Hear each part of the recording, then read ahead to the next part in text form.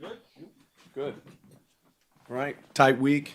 Quick turnaround for us, but everything's going really well so far this week. Today was really like a Tuesday in our mind, even though it's Monday. Kind of having to push things ahead and excited to get the opportunity to play a good team. Obviously, Coach Fleck does an unbelievable job. You look at his team, you recognize culture right away. They play really well on special teams. They play for each other. They got some young guys that are out there performing really well, and they have some guys that stand out on film as well. Good scheme and a nice challenge for us, but certainly excited to be back in front of our fans this Friday, and it'll be a little bit different. Friday Night Lights make it a fun environment for us. Zach, all right. Talk a lot about get real meetings in the offseason, trying to get your players closer to each other so they can perform for each other, fight for each other in those moments. I'm guessing that's kind of what you saw on Saturday. Yeah, I thought our guys had great composure, and it was kind of, each guy had to do their part. It was one of those games where every phase mattered. They all contributed, and, guys that were on the field, guys that weren't on the field were a big part of, the final result there. Second row left, Matt, or Eric, I'm sorry. Coach, I wanted to ask you just about the run game, kind of a broader question, because this you've almost reached your total last year through 9 games already this year. What's working? What's allowed that success to happen? Is it a commitment? Is it? I'm sure it's a multitude of things, but what have you seen? Yeah, I think it's that. It's a multitude of things. Every year is different and unique. You try to play to your team's strengths and what they do well. We've also had some games that the environment dictated that we're going to run the ball a little bit more. But really proud of our offensive staff and their creativity in the run game and what they've done. To find ways to be able to run the ball, utilize our personnel. When it matters and control games. They've done a really good job there. And then kudos to our players for being able to execute a lot of schemes at a high level. On the left, Matt. What's the process like when a guy can't go and you find out right before the game starts, or the weather gets really bad, or guy gets hurt early in the game? What's that process like to maybe morph your game plan, and how do you feel like your staff has kind of handled that the last couple of weeks as that's been a thing? Yeah, I think you always prepare with every scenario in mind, right? And you're always, we do a game day meeting every week that we go through. Okay, if this guy's down, who's next up? What's that take off the call sheet? What's that add? How many things can we work out of multiple personnel groups? Depending on, hey, this might normally be a 12 personnel play, but now it's going to be an 11 play. Can different guys do that? So we try to go through a lot of those scenarios in advance and play a lot of that out. And then sometimes it happens within the game. Sometimes it happens before the game. James. Wanted to get an update on each of those guys. Yeah, and I'm not going to hop into update, but if they're ready, they'll play. Right here on the left, John. Just wondering what you made of Janoris' performance and how he handled being able to step into that situation at right guard or right tackle. Yeah, I thought he did some things really, really well. There's certainly some moments to have back. Jumped off sides there early in the game, but overall, I thought he played a complete game. To be able to keep our quarterback clean in that game was good. We obviously didn't throw it as much, but I thought Janoris did a good job. Zach. Similar question with Mateo. It seemed like he did a really good job of setting the edge. After watching the film, how do you think he did? Yeah, I mean, ultimately, I thought our run defense did, a really good job. We gave up a couple explosives, and it wasn't from that. But Mateo, Tatum, our front, I thought they did a good job up front of controlling guys, doing more with less at times. But ultimately, I thought he played a good game. Back right, Jack. You mentioned it earlier, just talking about Coach Fleck, what he's brought to that program, the consistency, especially in the postseason as well. What have you seen from him? What are your first impressions on Coach Fleck and what he's done with that program, especially looking at this year? Well, I've got to get to know him a little bit more since our move to the Big Ten here, and just everything I thought I knew about PJ is not really what I knew. He's an unbelievable human, has a cause, believes in what he believes in. Like I said, you watch his team play and you can see it on film, the energy that they play with, how they do things. I think he's just a guy that does it the right way, and has been very consistent with his message and how he attacks. He challenges you in a lot of ways in all phases, prepares the right way. So just a lot of respect for him and his program. Yeah, you talked last week before the Iowa game about how much you were focusing on the return game, and then you talked after that game about how happy you were with what went well. Like what specifically went really well for James and then the Gunners, and then how much of it was specific to what Iowa was doing or what translates to this week? Yeah, each week's different, but we felt like 21 for them obviously could be a game changer in the return game, and I think he ended up with negative return yardages and punt, and I think we had what we would call a TFL on kickoff. Whenever you're able to pin them inside the 25, so our kicking game in that area certainly won, and those guys stepped up. Left, Eric. get a chance after the game to ask you about Brandon and the 2 fumbles he forced, and just speak to him. We've seen what he does in coverage. This is maybe something that popped that was a little different from what we'd seen in the past. Yeah, I thought first off, I think it's a really good call by Coach Lapoy, recognizing again personnel and what we want to be in those scenarios. Something we had talked through, and then being an aggressive run fitter there for Brandon, putting his hat on a helmet, and then guys chasing the ball. Bear chasing the ball and guys chasing the ball to be able to get it out. So we want to be a team that attacks the ball, especially in wet conditions. Those are opportunities that you can get it out, and we did that on Saturday. Zach, all right. That throw from Dante was probably one of the better ones we've seen in games from him. Just you've seen a lot more of him than we have. Just curious where it ranks for you. That's pretty high. It was a good one. It was certainly a good one. James. We talked even heading into the season, Dan, about utilizing more 12 and 21 at times this year, and you certainly have and did quite a bit on Saturday.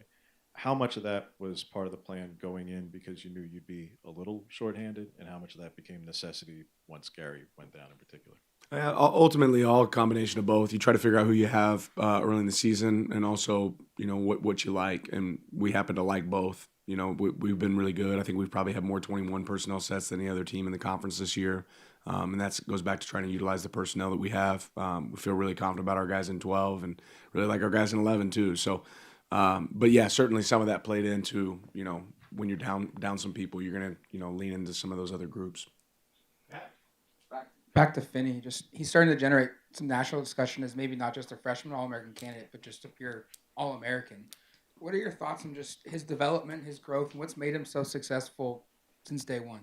Well, one, I'd say any recognition coming his way is well deserved. The guy works extremely hard. I think I've said up here several times how he prepares and how he works. It's not a surprise, to see him go out there and have success, and how he works on his craft and the way he attacks in practice. Nobody gets more frustrated than a ball being caught in practice than Brandon does. So, I think he's just a really clear product of a guy that's worked really, really hard, has the talent and the ability. He has that.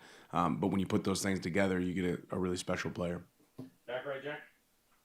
With it being a short week, especially after a long travel, how does that change does that, increase just the urgency to get everything prepared? How does that change? Do you have to take some things out, spend less time on certain areas? What's the impact that it has? Yeah, there's certainly a difference. Generally on Mondays, we'd spend some time watching the previous game. We'd go through and do corrections. We really put the Iowa bed to game as soon as we landed.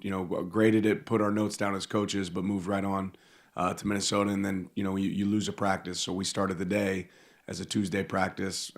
It's a little bit adapted and a little bit adjusted just because of time and making sure that you're able to get your players back from a recovery standpoint. So it's a little bit different. Guys have to be able to do more mentally than just physically, and then you kind of catch back up right around now. Eric on left. Well, the offensive staff have always been creative with different personnel packages. I wonder with being maybe shorthanded at receiver, down numbers, is that potentially a possibility where you end up getting creative with just who you're playing where and moving guys around a little bit more? Yeah, you got any ideas? All right, yeah, we'll continue to be creative. I'm sure we'll see some stuff out there that's different. You're on the right, Jack. Over his 2 years, what have you seen from Atticus that's made him the perfect kicker for this moment, and how does that influence your play calling in those situations? Yeah, I mean, we have a belief in Atticus, and like I said, we try to create moments like that in practice. It's not the same as a game, but I'm just really happy for a guy that works really hard to be able to go execute in those moments. And in special teams, we always say it's one play focus. Right? You don't get a second down to go make it right or a third down to go make it right. It's one play, and he took advantage of his one plays on Saturday and executed for us. On the left, John. None of Iowa's defensive tackles were coming in over 300 pounds. So when guys on the inside of your offensive line have a 20 to 30 pound advantage on them, did you think you were going to be able to take advantage of that with those inside runs, especially because they were really moving people on some of those duo calls? Yeah, we felt like we had to have a variety of runs because nobody has been able to run the ball like that, really on Iowa this year. So we thought it was going to take a couple different, type of runs, and really a lot of them were successful for us. But our guys inside did a really good job. Zach. Talk a lot about trying to peak at the right time of the season and play your best football at the right time. Last year was your first, experience with the elongated season. I'm wondering what you learned from that. It's one thing to say you want to play your best football at the right time, but what actually goes into that? Yeah, I think our process is a little bit different when it comes to handling bye weeks, handling recovery. I'm probably a little more conscientious of that now than I have been in the past. And then again, I think you always have to continue to analyze what are your strengths, what are you doing well at the time, and making sure you're leaning in on those. As you get later in the season as a coach, a lot of times you feel like, okay, we can carry a lot more volume because these guys have ran a lot of plays, and that's not always the reality too, right? What can you execute at a high level? What takes away the other team's strengths? So there's certainly a lot of adaptations that we've had since last year. Right, you're on the right. You just talked about the conversation with some of the guys who weren't going to be able to go was that you're a coach on the sideline. What did that actually look like in the game? Yeah, like, obviously DeCorian wasn't playing, but every time I turned around, he was asking what's the play call. He's cheering on his teammates. He's encouraging them to hold on to the ball. I'm seeing the same thing from, Alex Harkey throughout the game. So just seeing those guys involved, they're there, and they could be spectators, but they didn't make that choice. They made the choice to be out there and coaching the guys on the field, which is awesome. James. Minnesota's obviously really disrupted from their front seven Mm-hmm. from the nation's leaders. What has made them that way collectively, and specifically about Smith, Zero, just what makes him that effective? Yeah, they do a great job of getting after the quarterback, right? And they pin their ears back, especially when they have opportunities and do a good job of recognizing. They do a good variety of things on defense, right? There's a lot of change-ups, but when they get to advantageous situations to rush the passer, they take advantage of it. So when it's 3rd and long, they pin their ears back and they go. And they win up front. They create one-on-ones. They do some different things with their front. They play a variety of coverages. But those guys up front have really made it tick for the guys in the back end. And obviously they've created some negatives. Yeah. What did you take of Malik Benson's blocking and just the opportunity to stay ready for his moment? His snaps were down maybe before Rutgers and PFF grades. So he had like a season high in grading for blocking. It's like 16 points higher than anything else. But just his opportunity of being ready and being able to perform with the catching and the blocking. Probably the piece that I was most excited to see, and obviously Malik made some great plays throughout the game, with the catch at the end. But to go in there and field punts when that wasn't necessarily something you're attempting to do in the rain, I thought was really impressive. But Malik's been an unbelievable teammate this entire year. He's been an explosive playmaker for us. He's done some things really, really well. I thought he blocked well. I thought he had a good game. I thought he did really well. Zach. Small sample size, but we got to see Platt out there a little bit in some big moments. What did you see from him that you liked after watching film? Yeah, more than anything, I liked what he did in practice. He hadn't been available, and he came out really firing in practice this past week. He's going to be able to help us in special teams. He's going to continue to be able to grow in a role as a linebacker for us. But he's running to the ball. He's playing like his hair is on fire, and he looks fresh. Eric. Your thoughts on Minnesota's quarterback? He's a young quarterback, and kind of the ups and downs, the ebbs and flows, kind of normal for a player. But the highs have been really high. What's been good when it's been good? Yeah, it's impressive, to have a freshman playing at the level he's playing, and he can make a lot of the throws. I think he's a true passer, right? He's got the ability to make those throws. He gives his wideouts an opportunity to make a play down the field. Like, he's going to give him a chance. And ultimately, he's executed, pretty well in that. They passed the ball successfully, and a lot of that starts with him. He's a guy that can go through progression. He's able to do, things that you would ask a quarterback that you don't necessarily see from a freshman very often. He's able to do that. James. For about 16 months now, you've opened each team meeting with 4 and 5, and didn't know if the news on the weekend about the conclusion of Kyrie's situation, did you address that with either some of the older guys who did get to play with him, or I believe Brandon specifically has a relationship there with the family, if that's anything you've had a chance to discuss with some guys? I haven't, no. Yeah, great, Jack. Coach, I'm sure I've asked you this before earlier in the season, but Dante Moore during the 2-minute drills, that seems to be when he's, his poise and confidence level is shown the most from a coaching standpoint. What do you see out of him that has that ability to have so much success in those 2-minute drills? Yeah, cool under pressure. I didn't realize this, but this was Dante's first opportunity to actually come back from being down in a 2-minute drive. And he said that to me in his career, right? Not just in this game, but in his career, which I think is pretty awesome for him to have that moment. But he's cool, calm, and collected, executed at a high level. All the way up for you, Coach. Thank you. Thank you.